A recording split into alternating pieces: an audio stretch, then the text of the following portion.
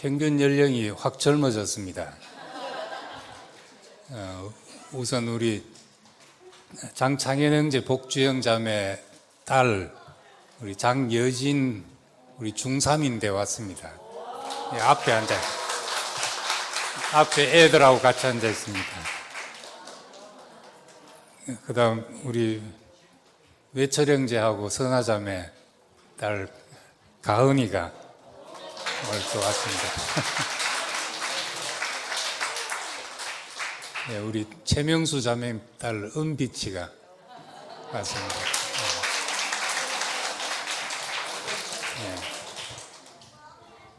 네. 다음 주는 더 젊어지기를 소망합니다.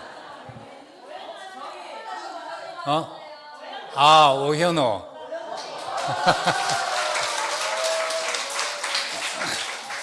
오현호도 일요일 날 처음 온 거지? 예, 그렇구나. 예. 예, 이 젊은 미나도 왔습니다. 예, 오늘 요한복음 3장 14절에서 17절까지 읽겠습니다.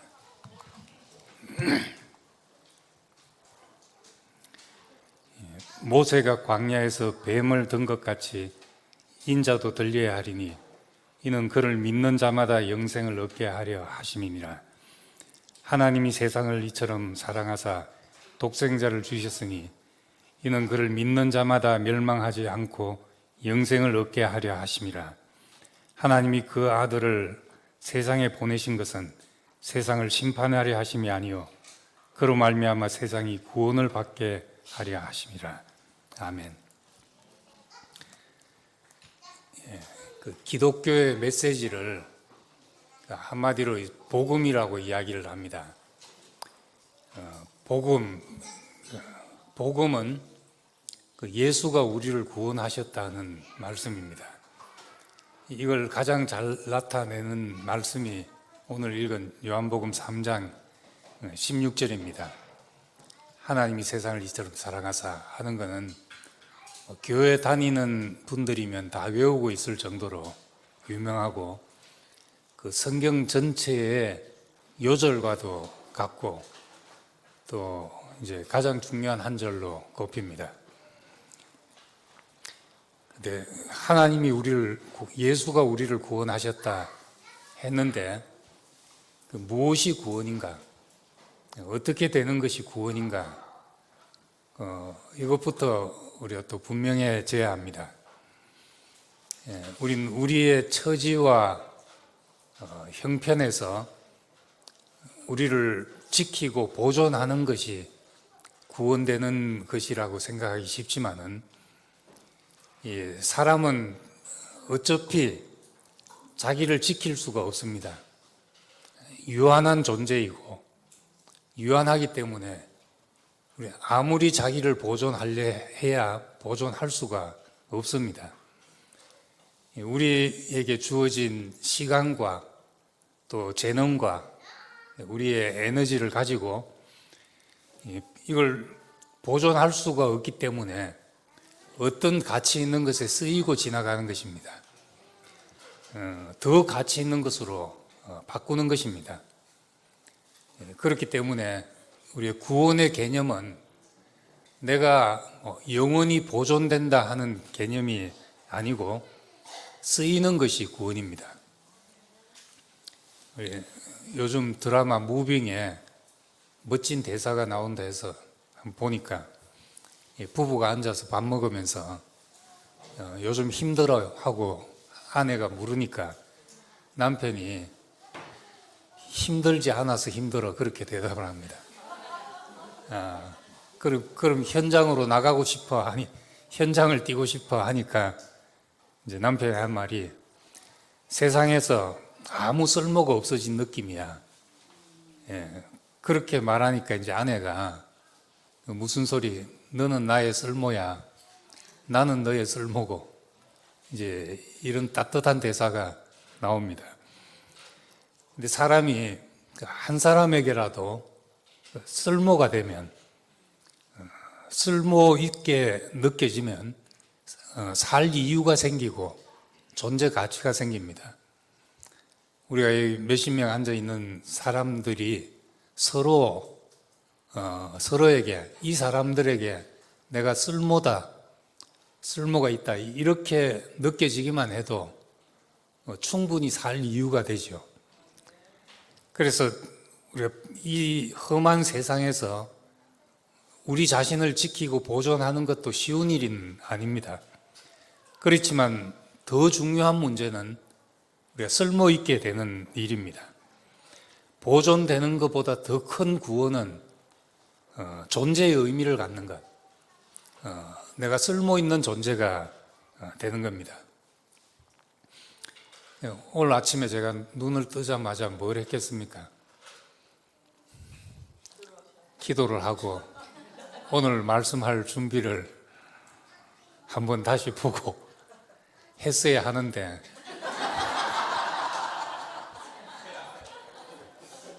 눈 뜨자마자 어젯밤에 손흥민이 골을 넣었나 안 넣었나 그래서 이제 뉴스를 확인하니까 또 기분 좋게 한 골을 넣었더라고요.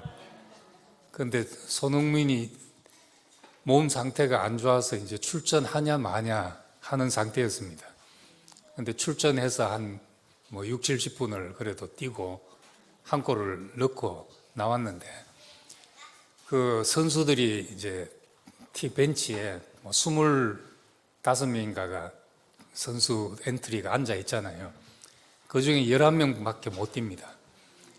근데 몸이 아프면 쉬어야지 하고 안 뛰게 하는 것이 사랑이 아니고 아파도 뛰게 하는 것이 그 선수를 정말 소중하게 여기는 거거든요. 그러니까 몸이 지금 상태가 안 좋아서 사실은 쉬어야 함에도 불구하고 출전했다는 것을 오히려 기분 좋게 여긴단 말이죠. 그리고 너는 쉬어라 하는 사람은 화가 나가지고 인상 찌푸리고 벤치에 앉아 있는 겁니다. 그러니까 사람이 뼈가 부서지게 수고하고 자기 몸을 불사르게 내어줄 만큼 그런 힘든 일을 겪더라도 내가 쓰일 이유가 있다면 그럴 만한 가치와 의미만 있으면 그게 아무것도 문제가 안 됩니다. 목숨을 내던질 만한 이유를 찾는다면 그 사람은 그 목숨이 아깝지 않다는 생각까지 할 수 있는 그런 존재입니다. 그래서 멸망치 않고 영생을 얻게 하려 함이라. 이 멸망한다는 것은 우리 지옥 불구덩이에 들어가서 죽지 않고 고통을 받는 것이 멸망이 아니라 쓸모 없어지는 것이 멸망이죠. 버려진다는 것이 멸망입니다. 추수 때 알곡은 곳간에 들이고 쭉정이는 바깥에 내던져져서 불살라진다. 그것이 멸망이거든요. 쓸모 없어져서 버려지는 것. 그래서 지옥이라고 말해놓은 그 게헨나라는 것이 개 흰놈의 골짜기. 이게 열왕기하 23장에 보면은 요시야 왕이 개혁을 할 때 이 골짜기를 다 이제 없애버리는, 여기에 몰록 신에게 바치기 위해서 자식들을 불로 지나가게 하는 일을 금하고 하는 말이 나옵니다. 그거는 이제 우상에게 자식을 바치는 이런 광기 있는 광기 어린 종교를 이제 금한 일을 했죠. 그래서 그 이후에 이곳은 이제 전쟁터에서 죽은 적의 시체를 내다 버리는 곳이 되기도 하고, 무덤이 없는 사람들이 시체가 버려져서 이제 유황을 뿌려서 불태우는 그런 곳이 되기도 했습니다. 그것을 이제 비유로 가리켜서 예수님께서 지옥불에 들어간다는 비유를 몇 번 하신 것입니다. 그럼 우리가 정말 고통은 화상 입는 고통보다도 쓸모 없어지는 고통, 내가 아무 가치가 없구나, 이 고통이 진짜 큰 고통이죠. 사람들에게 외면당하는 고통. 한번 기자가 이제 노인 문제를 취재하기 위해서 여기자가 노인 분장을 하고 이제 길을 이렇게 지나가는데 그 느낌이, 그래도 젊은 여기자가 그냥 걸어갈 때는 사람들의 시선이 지나가면서 팍팍 꽂히는 느낌을 받다가 노인으로 하니까 시선이 비껴나가는 느낌을 받더라는 거죠. 그것이 이제 힘든, 노인들이 힘든, 소외되는 느낌, 필요 없어지는 느낌. 그래서 멸망은 결국 아무 쓸모없다. 이것이 이제 멸망입니다. 하나님이 세상을 이처럼 사랑하사 독생자를 주셨으니 이는 저를 믿는 자마다 멸망치 않고 영생을 얻게 하려 하십니다. 이 말씀도 이제 그런 관점에서 한번 다시 생각해 볼 필요가 있습니다. 우린 성경을 문자적으로 이해하는 사람들 때문에 왜곡되고 진짜 의미와 가치를 발견 못할 때가 많이 있었습니다. 예수님이 우리를 위해서 대신 죽으셨다 하는 말도 이걸 우리 죄 때문에 대신 죽으셨다. 물론 그 말이 틀린 말이 아니고 맞습니다. 우리 죄 때문에 대신 죽었다는 말이 우리가 잘못한 것 때문에 받아야 될 형벌을 예수님이 대신 받으셨다. 이렇게 해석한 것은 성경에 있는 성경적인 해석이 아니고 중세시대 때 중세시대 때 나온 속죄론의 해석이었습니다.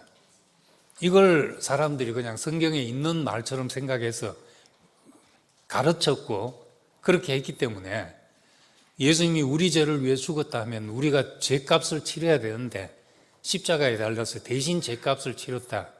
이렇게 해석해버리기 때문에 대속의 의미가 무의미해지게 된 거죠. 무가치해지게 된 것입니다. 제자들이 말했던 것은 저 죽음이 우리를 위한 죽음이었다는 거죠. 우리가 다 그릇 행하여 각기 제 길로 갔다. 위치를 이탈했다는 말입니다. 제 길로 갔는데 하나님 앞에서 하나님과 올바른 관계에 있는 한 사람이 우리 앞에 보여졌다는 거죠. 그래서 우리는 원래 하나님 앞에서 저렇게 오라면 오고 가라면 가야 될 존재인데 우리가 그릇 행하여 각기 제 길로 갔구나. 우리가 위치를 이탈했구나. 그래서 올바른 위치에 있는 한 사람을 우리 앞에 제시한 것이 그것이 대속입니다. 나를 대신해서 그 위치를 우리에게 보여주고 계신 거죠. 그래서 예수의 죽음은 우리를 위한 죽음이고 하나님의 사랑을 나타내는 죽음이고 예수님의 표현으로 하자면 하늘의 밀이 떨어져 많은 열매를 맺기 위한 죽음이죠.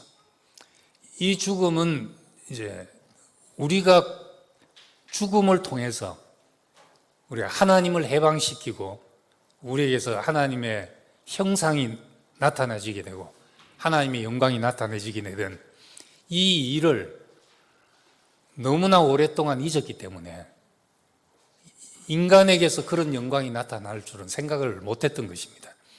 그런데 예수를 보고 사람의 죽음에서 저렇게 풍성한 열매를 맺을 수 있구나. 저렇게 가치 있게 쓰일 수 있구나. 이것이 이제 보여졌기 때문에 우리는 예수의 죽음을 우리를 위한 죽음이라고 그렇게 이제 고백하는 겁니다.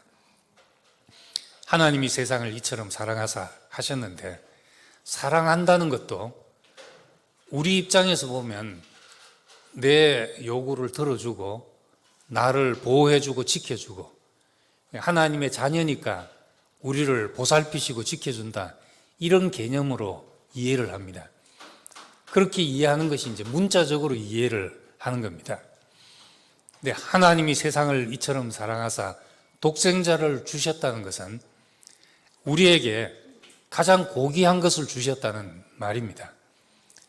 하나님의 사랑은 사람에게 고귀한 목적을 두시는 것, 당신에게 가장 쓸모 있는 존재로 여겨지게 하시는 것이 그것이 사랑입니다. 내가 집에서 가장 소중히 여기는 것은 나한테 가장 소중하게 쓰이는 것을 가장 소중히 여기는 것이거든요. 제가 이제 볼펜 이게 예쁘게 생기고 뭐 삼색이고 그래서 이제 한 자루를 사려니까 좀 미안해서 이제 세 자루를 온라인으로 주문을 했죠. 그 감촉도 좋고 쓰니까 잘 쓰지고 열심히 쓰다가 이제 하나씩 삼색이 하나씩 안 나오기 시작하더라고요. 그래서 다 쓰고 나니까 잘생기고 이쁘고 했음에도 가차없이 휴지통으로 집어넣었습니다. 쓸모 없어지니까 넣는 거죠. 내가 소중하게 여길 때는 나한테 쓸모 있기 때문에 내가 소중하고 주머니에 넣어 다니고 하게 되는 겁니다. 이건 물론 이제 기능이니까 그렇게 쓰다가 그렇게 버리는 것이지만 하나님은 우리 존재를 통해서 당신이 나타나기를 원하기 때문에 우리가 살아있는 한, 우리 존재가 있는 한 당신에게 필요하다는 이것이 우리 사는 이유가 되고 존재 이유가 되는 겁니다. 그래서 요나서를 보면 그런 말이죠. 이제 마지막에 요나가 이제 화가 나서 씩씩거리니까 이 아수르, 이스라엘을 멸망하게 한 아수르는 망해야 되는데 가서 회개하라고 전하라고 한단 말이죠. 그 생각해 보니까 요나는 하나님의 성격상 회개하면 또 마음이 약해서 용서해 줄 거를 아니까 다시스로 도망을 간 겁니다.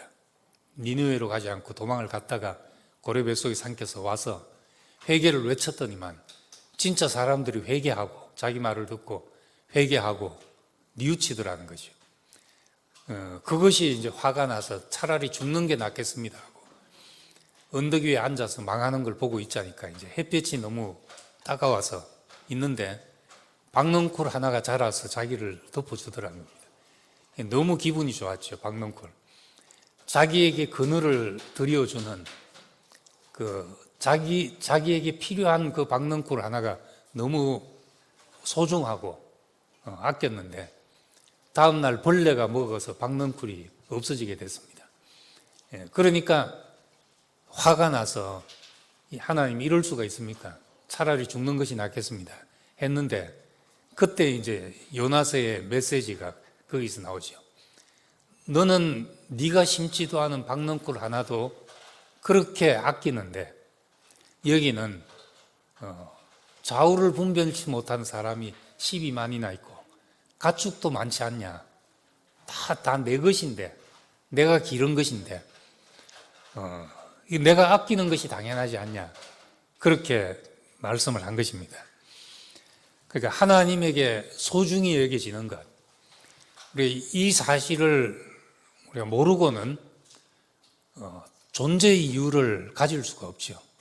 물론 부분적으로 뭐 서로 나는 너의 필요야, 너는 나의 필요야 하고 살 수 있고 그것도 사는 힘이 되지만은 내가 왜 지금 여기에 있는가? 왜 이 땅에서 이러고 살고 있는가? 근원적인 우리의 삶의 이유를 갖자면 우리를 지으신 자가 있고 하나님이 세상을 이처럼 사랑하사 그렇게 말씀하신 분이 있어야 한다는 겁니다. 그래서 이제 독생자를 주셨다 이렇게 말합니다. 독생자라는 것은 하나님이 사랑하셔서 예수를 보내주셔서 예수를 우리를 위해서 죽게 했다는 이런 이제 문자적인 이해를 머릿속에서 지우고 독생자라는 것은 하나님께로부터 나온 유일한 생명이라는 말입니다. 하나님께 나온 유일한 성질, 생명.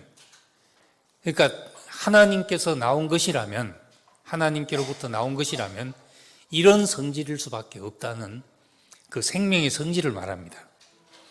사람에게 이 하나님의 아들이라는 고귀한 목적과 존재 의미를 주셨다는 말이죠. 우리를 사랑하셔서 독생자를 주셨다는 것은 우리에게 당신의 생명과 본성을 주셔서 우리로 하여금 하나님의 형상이 되고 하나님을 표현하고 하나님의 영광을 나타내는 그런 자로 지으셨단 말입니다. 나를 똥바가지로 써도 할 수 없고 또 쓰레기통으로 써도 뭐 할 수 없는 일이지만은 우리를 하나님의 성품으로 담는 성품을 담는 그릇으로 우리를 택하셨다. 우리가 그것이 사실이라면 이 세상에서 나를 지으신 분, 내가 뭐길래 나를 이토록 존귀하게 생각하시며 나를 소중히 여기십니까? 인생이 뭐길래 나를 돌보십니까? 이렇게 고백하지 않겠습니까?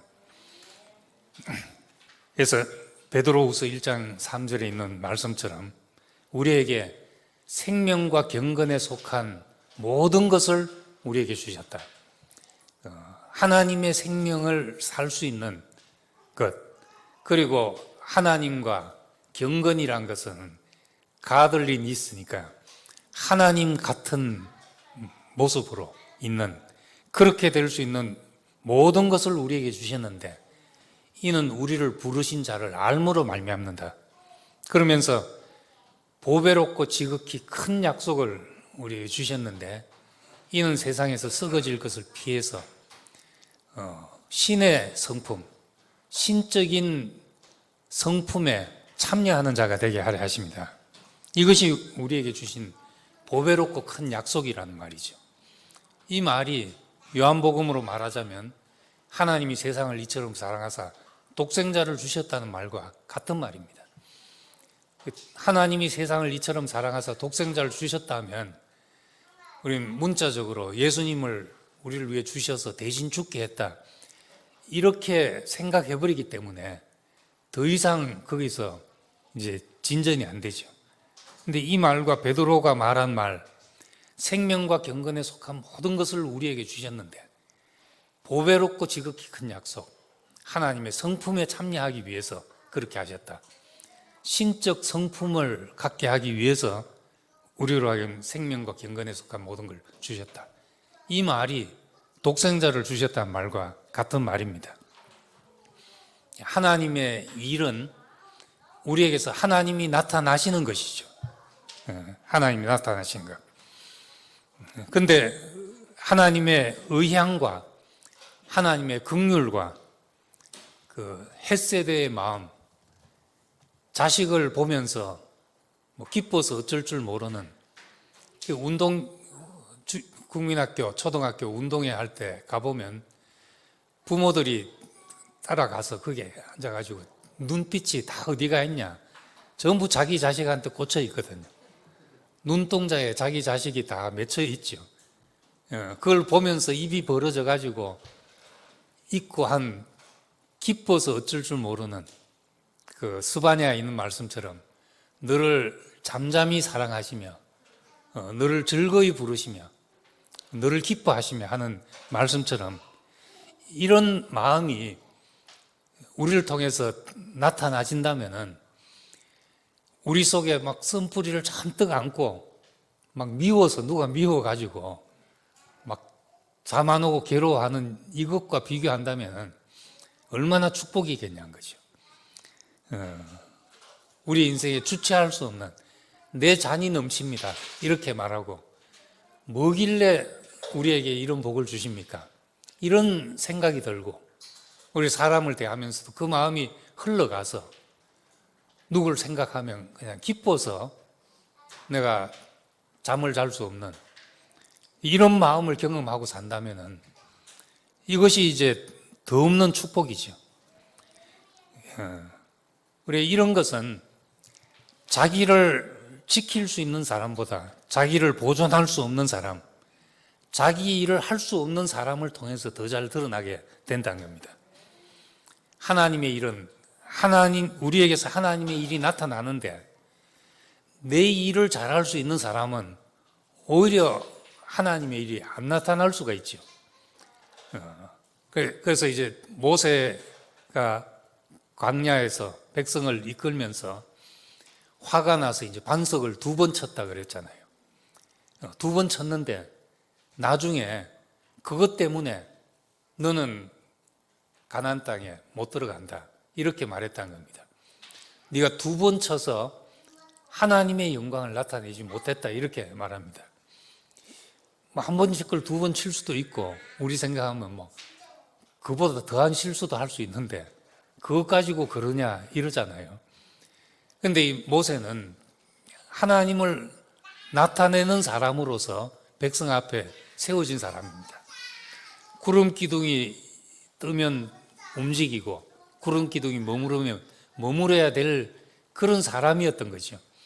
그러니까 이 사람 속에 자기 의도나 자기 가고 싶은 방향이 있으면 그 구름 기둥의 움직임이 나타나겠냐는 겁니다. 마찬가지로 이 물이 솟는 것이 한 번 치고 2번 치고 뭐 중요하냐는 거죠. 하지만은 그 2번 치는 것 속에는 모세의 의지가 들어가 있는 거죠. 모세의 힘이 들어가 있는 거죠. 그러는 순간 뭔가가 가려지게 된다는 겁니다. 하나님 하신 일이. 그러니까 다른 사람은 모르지만은 모세의 경우는 가나안 땅, 하나님과 동행하는 땅에서는 용납될 수 없었던 일이 되어버렸던 겁니다. 그래서 우리에게서 하나님이 세상을 이처럼 사랑하사 우리에게 고귀한 목적을 두셨다. 생명과 경건에 속한 모든 것을 우리에게 주셨다. 그래서 하나님의 성품에 참여하는 자가 되게 하셨다. 이것이 우리를 향한 사랑입니다. 네, 멸망치 않고 영생을 얻게 하려 하신다 했습니다. 멸망은 아까 말한 대로 쓸모 없어지는 것이 멸망이라면 영생은 무엇인가? 우리 영원하다는 수식어 때문에 자꾸 시간의 길이로 생각하는 습성이 있습니다. 근데 영원하다는 것은 하나님의 속성을 갖다 붙인 것입니다. 하나님의 생명, 하나님이 가지는 생명을 우리가 가지고 누린다. 이것은 의미상 최고의 삶을 이야기를 합니다. 영생이라는 표현의 히브리적인 뜻은 최고의 질의 삶을 말합니다. 리얼 프리미엄 라이프 이렇게 이제 히브리어 사전에는 그렇게 나와 있습니다. 최고의 질의 삶, 진짜 프리미엄 삶, 요즘 말하자면 웰빙이죠. 가장 좋은 삶, 이것을 영생이라고 했습니다. 그 영원함이란 것 때문에 안 죽고 끝까지 사는 것으로 문자적으로 오해를 한 것입니다. 이 최고의 질의 삶은 뭐가 최고의 질의 삶인가? 하나님의 생명이니까 하나님과 관계를 가지고 사는 생명을 말합니다.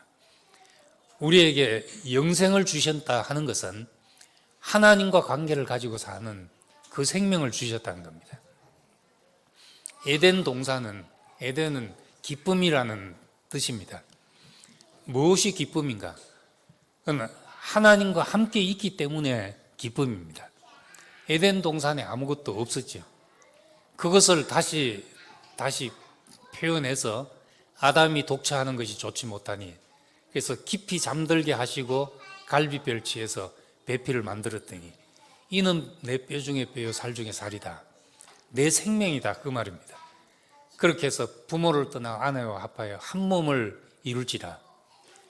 이 삶이 영생인 거죠.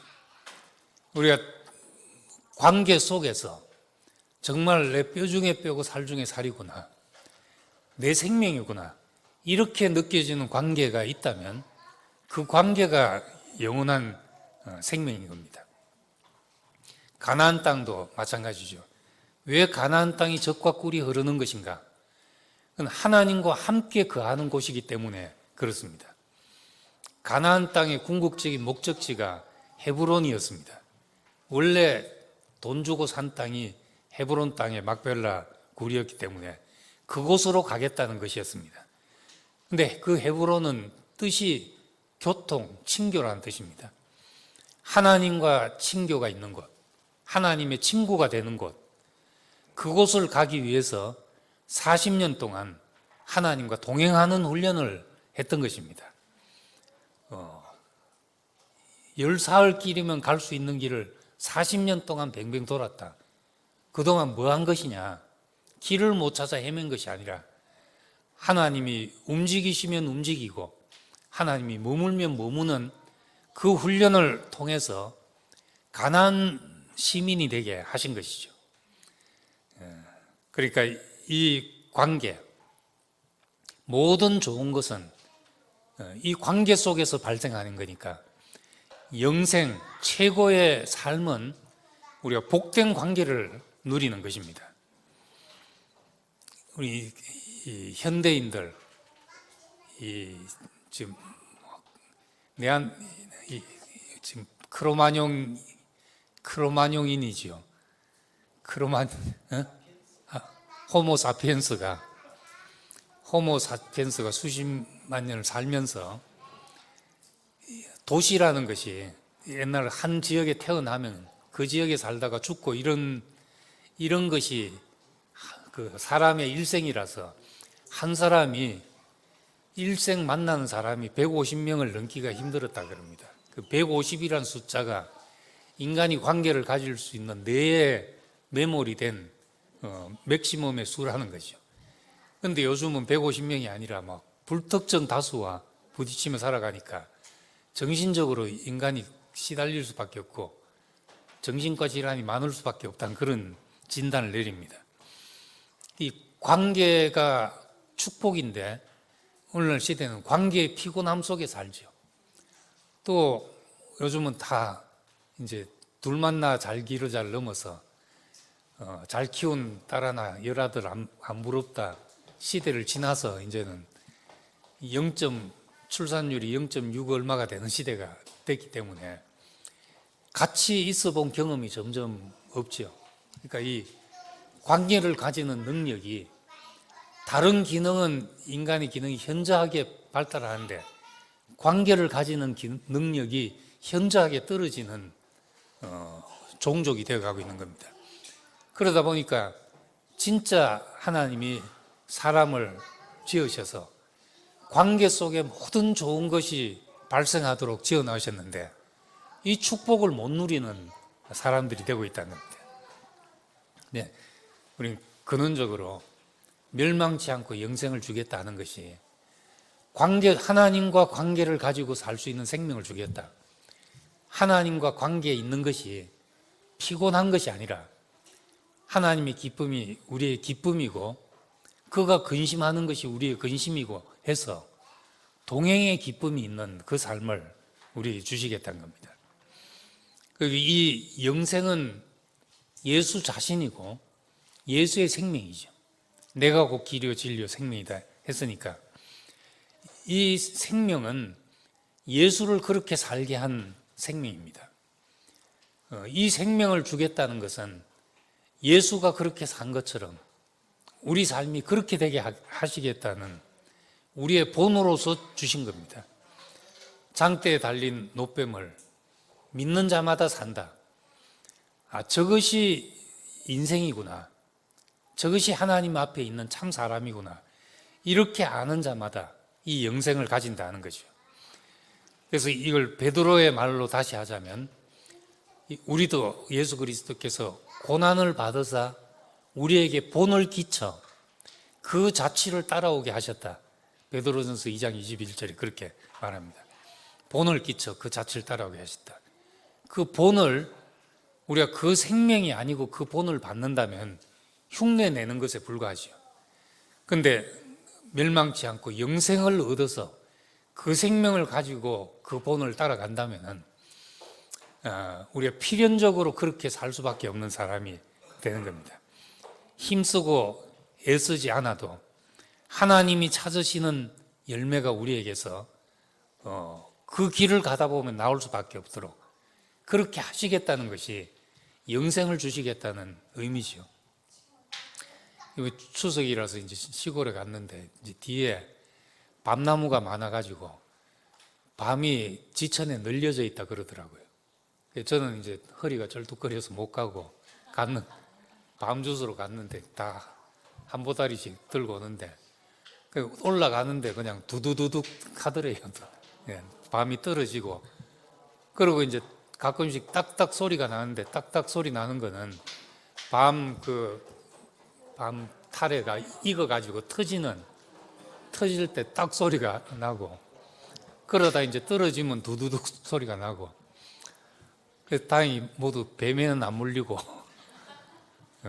밤을 주워 나왔는데 그 나무는 생명이 자라면 딱 소리 나서 속에서 터져 나오고 그 열매가 떨어져서 죽을 수 있게 되잖아요. 그 진짜로 우리가 그 생명을 따라가면 우리가 그리스도가 우리 인생의 열매로 필연적으로 그렇게 나올 수밖에 없도록 하신다는 겁니다. 베드로는 이것을 그의 생명과 경건에 속한 모든 것을 우리에게 주셨는데 주시는 방법이 우리를 부르신 자를 알므로 말미암습니다.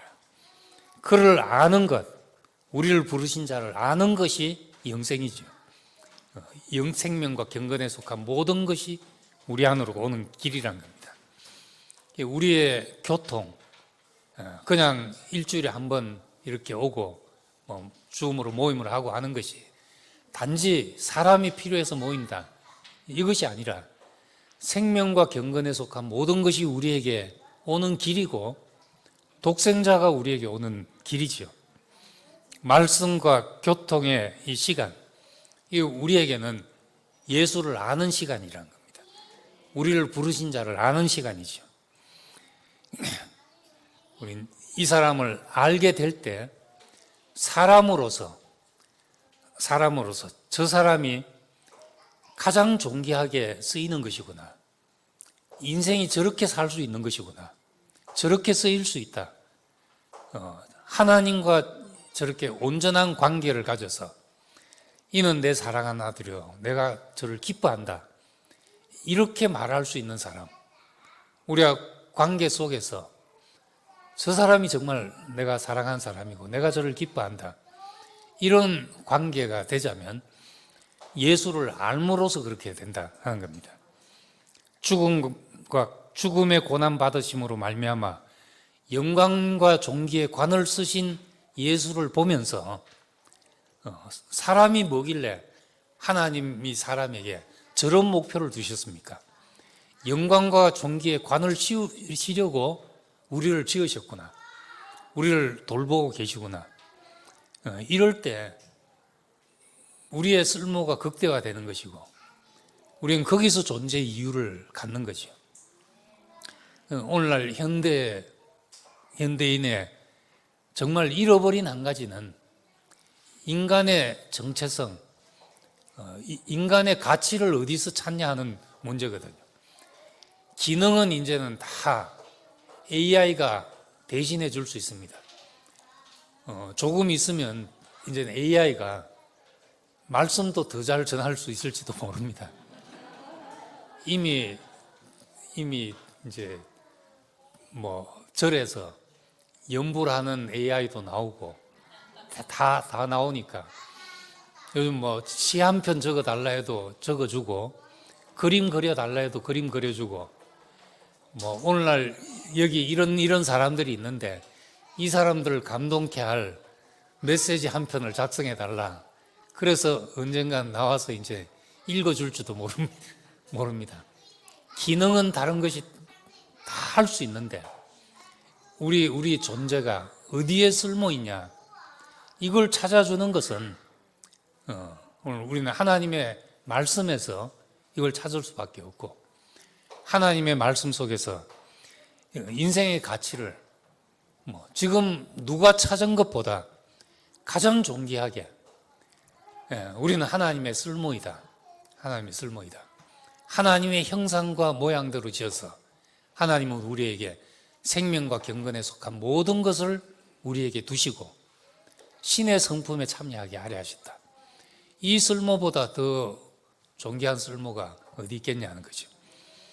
그래서 우리를 존재 자체를 복되게 만드셔서 우리가 누구에게나 궁극적으로 하나님에게 쓸모 있는 존재로 만드시고 존재의 이유를 찾게 하신 주님께 감사드립니다. 기도하겠습니다.